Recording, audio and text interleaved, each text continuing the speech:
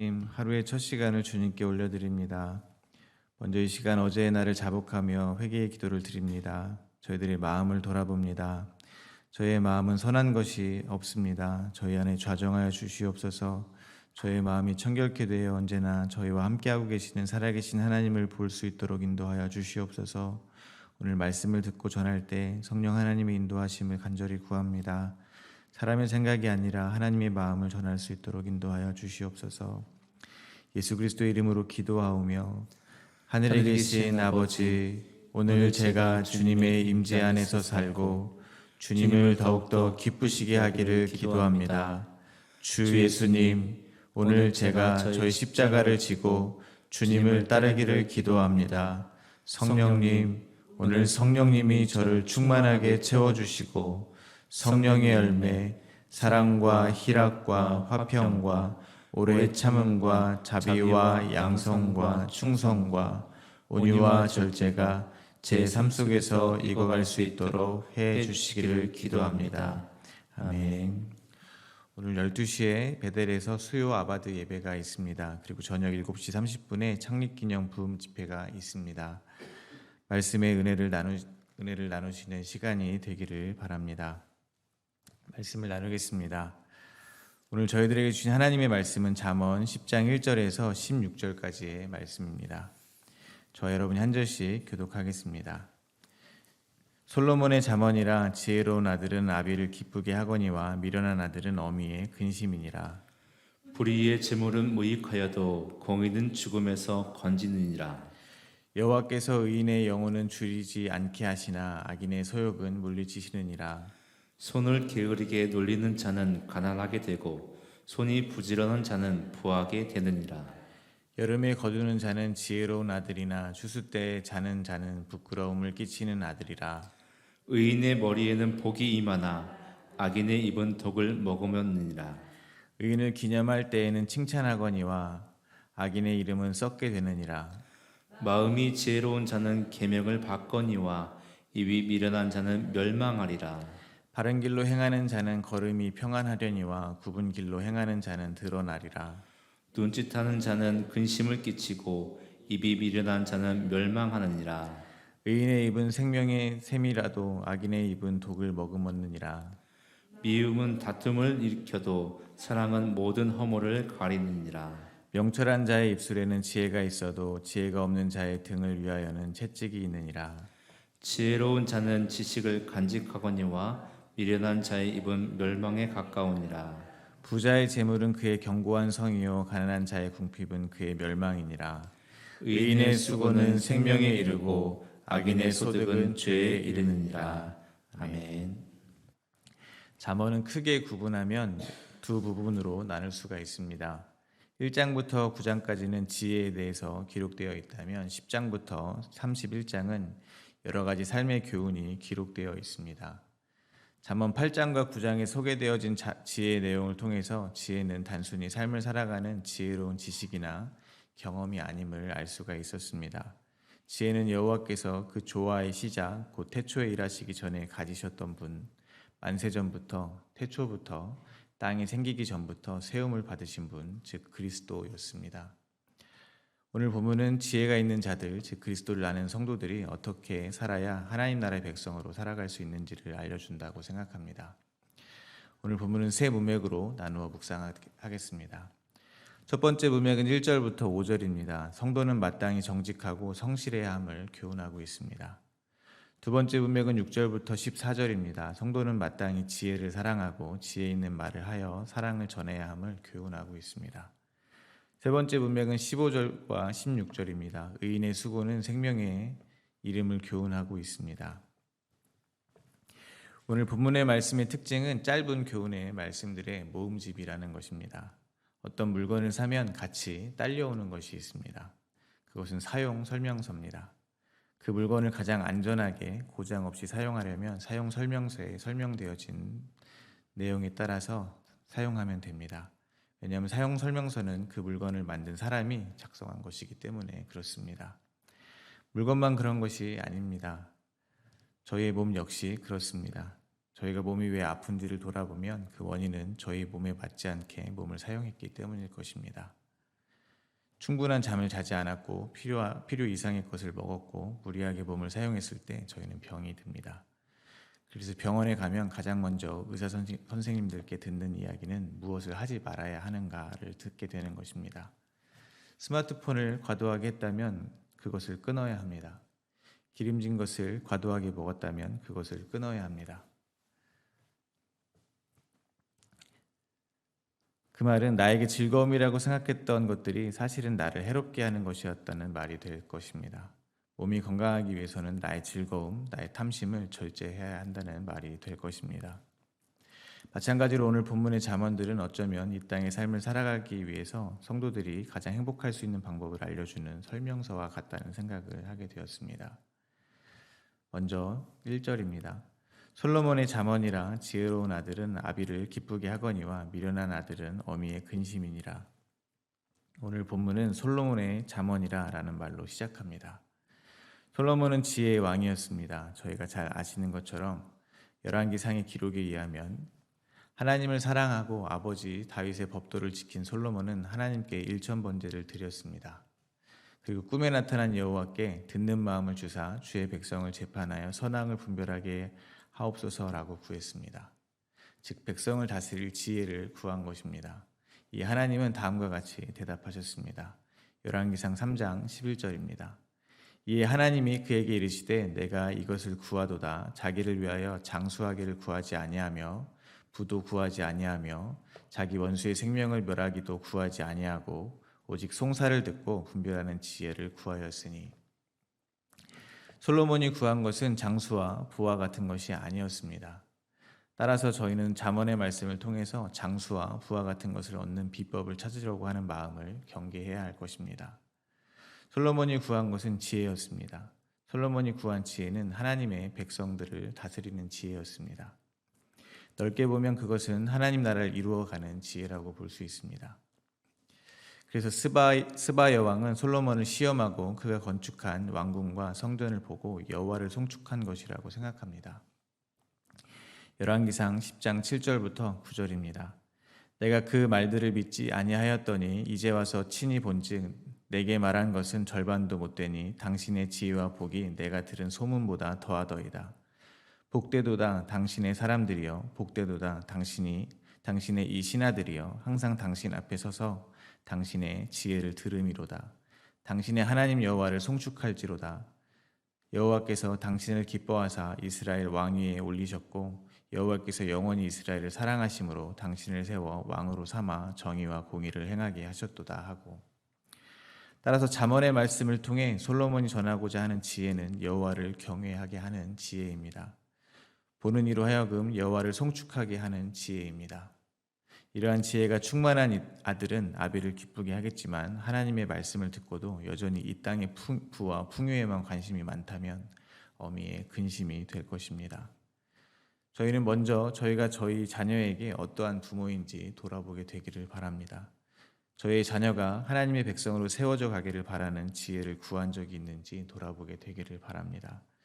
높은 지위를 가지고 있는 사람이라면 관리하는 사원들이 또는 가르치는 학생들이 하나님의 백성으로 자라나기를 원하는 지혜를 구한 적이 있는지 돌아보게 되기를 바랍니다. 저희가 마땅히 구해야 하는 것은 저희의 자녀가, 저희의 직원들이, 저희의 학생들이, 저희의 동료들이 또는 저희의 순원들이 모두 말씀을 통해 눈이 열려 지혜를 깨닫고 하나님이 독생자 예수 그리스도를 통하여 저에게 하신 일이 무엇인지를 알고 그를 경외하는 하나님의 백성이 되어가게 하는 지혜임을 잊지 마시기를 바랍니다. 이어서 2절과 3절입니다. 불의의 재물은 무익하여도 공의는 죽음에서 건지느니라. 여호와께서 의인의 영혼을 줄이지 않게 하시나 악인의 소욕은 물리치시느니라. 주님이 주시는 지혜를 통해서 이 세상이 하나님의 지혜에 의해서 창조되었음을 알게 되었다면 이 세상을 바라보는 관점부터 달라져야 됩니다. 또 이 삶을 살아가는 목적도 방식도 달라지게 될 것입니다. 불의의 재물을 모으는 것은 무익하다고 합니다. 무엇에 무익하겠습니까? 그것은 죽음에서 건지는 것에 있어서 무익하다는 것입니다. 사람은 모두 죽습니다. 유한합니다. 부자이든 가난한 자이든 착한 사람이든 나쁜 사람이든 공평하게 다 죽습니다.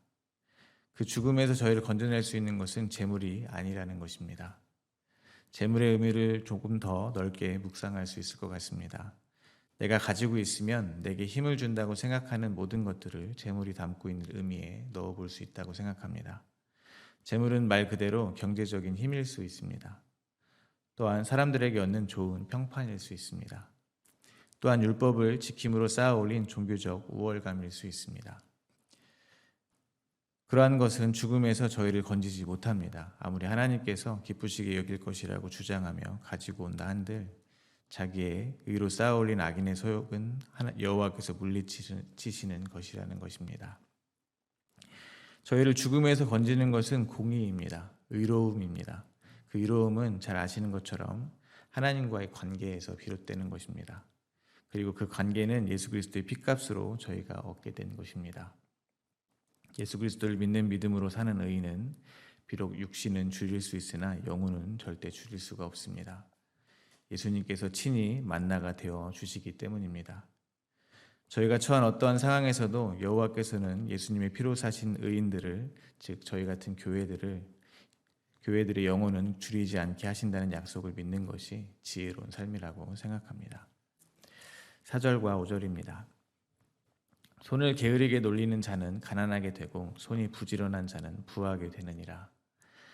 여름에 거두는 자는 지혜로운 아들이나 추수 때에 자는 자는 부끄러움을 끼치는 아들이니라. 손을 게으르게 놀리는 자는 가난하게 되고 손이 부지런한 자는 부하게 된다고 합니다. 손을 부지런히 하는 자는 여름, 즉 추수 때 거두는 자입니다. 그리고 추수 때 잠을 자는 이들은 게으른 자입니다. 그들은 가난하게 됩니다. 당연한 이치입니다. 그러므로 성도라면 하나님이 지으신 이 창조 세계의 법칙에 따라 성실하게 살아야 합니다. 그러나 저희는 알고 있습니다. 모든 일이 저희의 성실만으로 이루어지지는 않는다는 것입니다. 때에 따라 일을 하지만 사람이 손을 댈 수 없는 영역이 더 많이 있습니다. 자연재해가 그렇습니다. 적당한 일조량과 강수량이 그렇습니다. 사람들과의 관계가 그렇습니다. 그래서 자연과 벗삼아 오래 일한 농부들은 자신이 손을 부지런히 하여 과일나무를 가꾸었음에도 자신이 꽃을 피운 것이 아님을 알고 있습니다. 다만 때가 되어 꽃이 왔다고 말할 뿐입니다.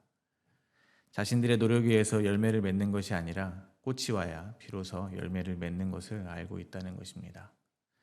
마찬가지로 성도의 삶에서 저희들의 손이 부지런한 것보다 더 부지런히 일하시는 하나님의 손이 있다는 것을 믿으시기를 바랍니다. 사람의 손이 부지런하면 이 땅에서 어쩌면 부를 얻을 수도 있을 것입니다.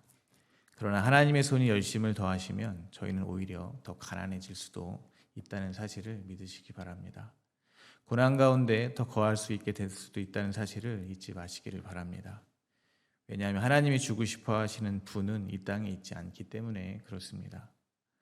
내가 아무리 수고하고 힘을 더하였어도 그것을 의지하지 않고 하나님의 열심에 맡기고 사는 것이 지혜 있는 성도의 삶임을 잊지 마시기를 바랍니다. 계속해서 잠언의 말씀을 이어갑니다. 6절부터 8절입니다. 의인의 머리에는 복이 임하나 악인의 입은 독을 머금었느니라. 의인을 기념할 때에는 칭찬하거니와 악인의 이름을 썩게 되느니라. 마음이 지혜로운 자는 계명을 받거니와 입이 미련한 자는 멸망하리라. 잠언 속 의인은 다른 말로 지혜 있는 아들로 읽어도 무방할 것 같습니다. 지혜 있는 자들은 그 이름이 기억되겠지만 지혜 없는 악인들은 이름이 썩어 없어진다는 것입니다. 그것이 지혜 있는 자들에게 임한 복입니다. 지혜로운 자는 계명을 받아들인다고 했습니다. 그러므로 지혜가 있는 성도들은 하나님의 말씀을 배우고 지키며 살아가야 할 것입니다. 그것이 저희의 머리에 복이 임하는 것입니다. 그러나 저희는 말씀을 통해 저에게 임한 복이 무엇인지 이미 잘 알고 있습니다. 저희는 그리스도를 머리로 한 교회입니다. 저희 머리에 임한 복은 하나님의 계명, 즉 말씀이 육신이 되어 이 땅에 오신 그리스도께서 저희의 머리가 되어 주셨다는 것입니다. 그래서 죄인 중에 괴수, 하나님의 원수 되었던 저희의 이름은 영원히 썩어 없어질 것입니다. 그리고 그리스도인이란 거룩한 이름으로 하나님 앞에 영원히 저희는 기억될 것임을 잊지 마시기 바랍니다.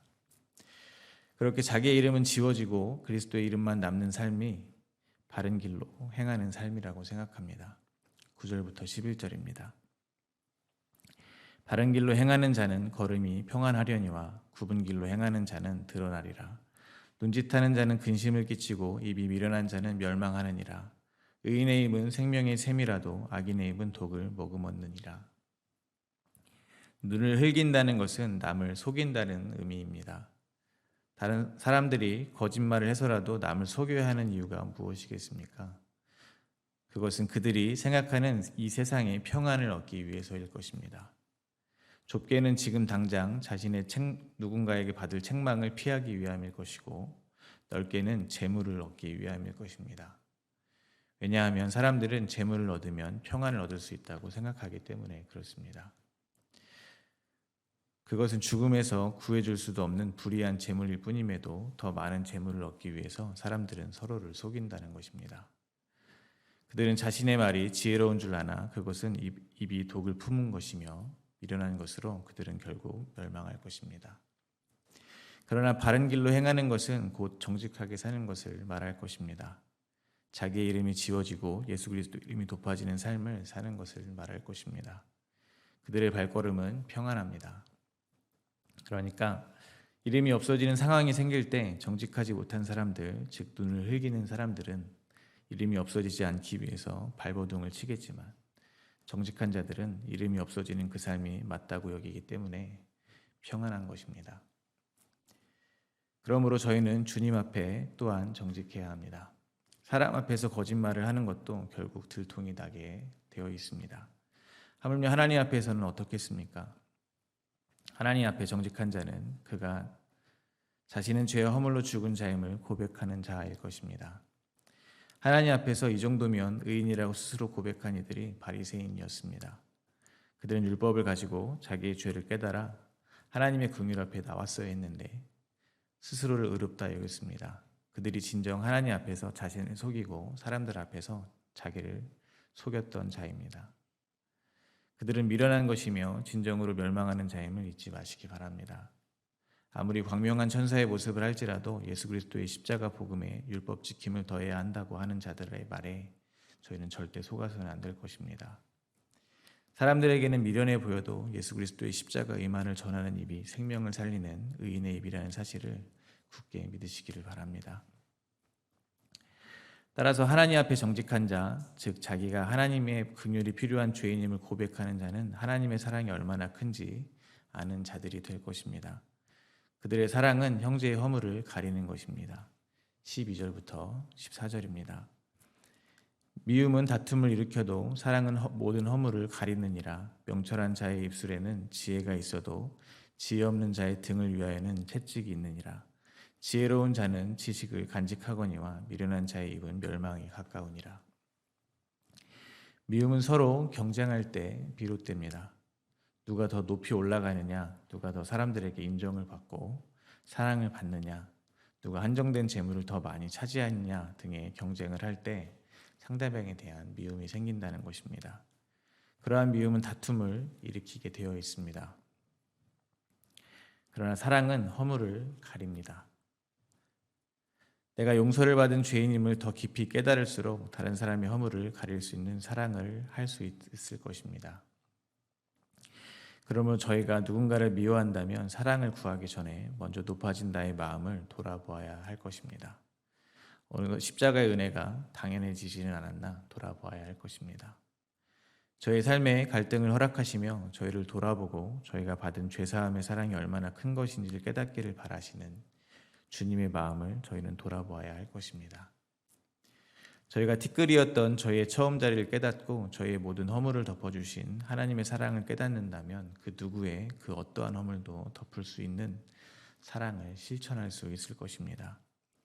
따라서 명철 있는 자, 즉 상황을 분별할 수 있는 사람은 자신에게 펼쳐진 상황을 통해 상대를 미워함으로 다툼을 일으키지 않고 모든 허물을 덮어주는 사랑을 선택할 것입니다. 지혜로운 자는 자신의 모든 죄와 허물을 덮어주신 주님을 아는 지식을 간직할 것입니다. 지식을 간직한다는 것을 조금 더 생각해 보면 그 지식을 간직했다가 누군가를 미워해야 하는 상황이 생길 때마다 꺼내 쓴다는 말이 될 것입니다. 그러므로 저희는 말씀을 통해 깨닫게 된 하나님의 사랑을 늘 간직하셔서 나를 쿡쿡 찌르는 사람이 생길 때마다 꺼내 쓰시기를 바랍니다. 그래서 악을 선으로 갚는 삶을 살아 사람들에게 여호와의 이름을 높이게 되기를 간절히 소망합니다. 마지막으로 15절과 16절입니다. 부자의 재물은 그의 견고한 성이요 가난한 자의 궁핍은 그의 멸망이니라. 의인의 수고는 생명에 이르고 악인의 소득은 주에 이르느니라. 경제적 부유함이 어두운 면만 있는 것은 아닙니다. 하나님께서 주시는 경제적 부유함은 저희의 삶을 견고하게 할 것입니다. 솔로몬 역시 하나님께서 구하지도 않은 부귀와 영광을 주셨습니다. 그러나 가난한 자의 궁핍은 그들을 멸망에 이르게 한다고 합니다. 그러므로 하나님의 복을 받은 성도라면 이 땅에서 가난한 자들을 돕는 수고를 마다하지 말아야 할 것입니다.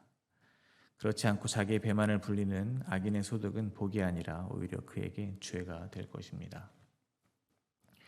그러나 지혜로운 자는 하나님이 주시는 재물이 그의 견고한 성이 아니라 재물을 주시는 하나님께서 그의 견고한 성이 됨을 알 것입니다. 하나님이 허락하신 풍요를 통해 눈을 들어 하늘을 바라보게 될 것이라는 것입니다. 진짜 풍요는 하나님이란 사실을 깨닫게 될 것이라는 것입니다. 저희의 모든 죄와 허물을 덮어주신 하나님의 사랑이 저희를 사망에서 건져주는 견고한 성이 될 것입니다.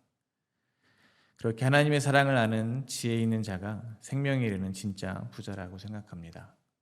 그러므로 부자의 재물은 곧 의인의 수고일 것입니다. 그렇다면 저희는 모두 부자입니다. 왜냐하면 저희는 모두 영생을 얻었기 때문입니다. 저희가 영생을 어떻게 얻었습니까? 유일한 의인 예수 그리스도의 수고로 얻었습니다. 십자가에서 예수님이 쏟으신 피로 저희는 얻었습니다. 저는 그것이 저희가 깨달아야 하는 저희를 지켜주는 재물의 실상이라고 생각합니다. 이 땅의 가치로는 다른 사람들보다 더 부자인 사람도 있고 더 가난한 사람도 있습니다. 하지만 모든 성도는 그리스도의 피로 구속받은 부자라고 생각합니다. 왜냐하면 저희는 저희의 외모에 상관없이 모두 동일한 은혜를 받았기 때문입니다. 그래서 오늘 본문의 부자는 단수로 쓰였다고 생각합니다. 모두가 그리스도 안에서 하나님의 풍성함으로 하나가 되었기 때문입니다. 그런 하나님의 은혜를 알지 못하고 여전히 자기가 행한 일들로 자기의 의를 쌓는 것은 악인이 얻는 소득일 뿐이라고 생각합니다. 그들이 아무리 자기들은 부자라고 생각하더라도 실상은 멸망에 이르는 가난한 자라고 생각합니다. 각자가 자기가 행한 일들, 즉 자기가 얻은 소득으로 자기 자신을 각각 자랑하기 때문에 오늘 본문에 가난한 자는 복수로 쓰였다고 생각합니다. 그러므로 저희는 저희가 하늘의 복을 소유한 자임을 깨닫고 경제적으로 가난한 이들에게는 경제적인 도움을 주고 심령이 가난한 이들에게는 복음을 전하는 수고를 하는 삶을 살아야 할 것입니다. 말씀을 맺겠습니다. 정직하고 성실하게만 살면 이 땅에서는 어쩌면 바보 취급을 당할 수도 있습니다. 그것은 세상은 저희가 가지고 있는 진짜 보물, 진짜 풍요를 그들은 보지 못했기 때문입니다. 그러나 하나님의 때에 분명 세상은 저희를 통해 하나님을 경외하게 될 것입니다. 살아계신 하나님의 이름을 드러나게 할 것입니다. 그러므로 오늘 하루도 말씀을 통해 얻게 된 지혜를 통해서 오직 하나님을 경외하는 삶을 살게 되시기를 간절히 바랍니다.